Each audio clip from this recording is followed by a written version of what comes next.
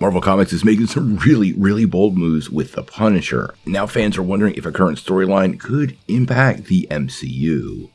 Let's take a couple minutes to talk about this most recent Punisher run, The Hand, and how a new origin story could completely shake up the character and potentially ruin it. Well, if you've been reading Marvel Comics lately, you know the Punisher has undergone some huge changes. Not only has that symbol on his chest been updated, but he actually took over leadership of the insidious Hand. The longtime enemy and sometimes ally of Daredevil, the Worldwide Assassins Network is now under the control of Frank Castle. And since that storyline has kicked off, there's been some major changes that have impacted the history of the Punisher and directly changed his origin story. This has got many fans concerned this could impact the character's future in the MCU and that Marvel might be taking some cues from the comics, but I want to quell those fears for a couple of minutes. Now recently in the comics we found out that the Punisher actually had been groomed his whole life by the Hand. From the earliest part of his life, through his military career, and even the death of his family, all this happened at the behest of the Hand, guiding him ultimately to the place of leadership within the Hand's organization and that storyline that's unfolding right now in the comics.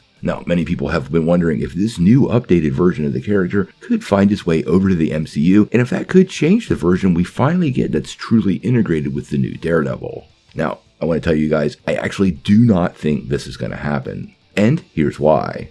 Marvel Comics are often a testing ground for new ideas. Kevin Feige is actually in charge of the comics now, and it's really normal for them to go way out on a limb, trying to develop new things for the books, but not fundamentally change the characters too much. These changes typically lead to a retcon, ultimately returning the character to where it's starting, ready for a new story. Additionally, this is not being well received by many fans. I've heard a little bit of backlash about the changing of his origin story and how it truly impacts the character's place in the Marvel Universe. This is why it's a testing ground, and why Marvel is now able to do this, kind of cook up a new version of the stew in the comics, see if it clicks, and cherry pick those ideas to see what might work on the little and big screen. Now I still believe Frank will find his way back to the MCU and into the Marvel Universe, probably sooner than later, but I do not think this new hand-altered version of the character will be the character we get in the books. As for the logo, I actually do kind of like the new logo, and I understand why Marvel did it, but I also don't expect that to stick around for a really long time. But when it comes to life in the MCU, I do expect enough definitive differences that Marvel finds a way to trademark the icon. Where Frank lands, we're going to have to wait and see. I still feel pretty excited about Daredevil Born Again, and I do think that's where we will ultimately see him the first time.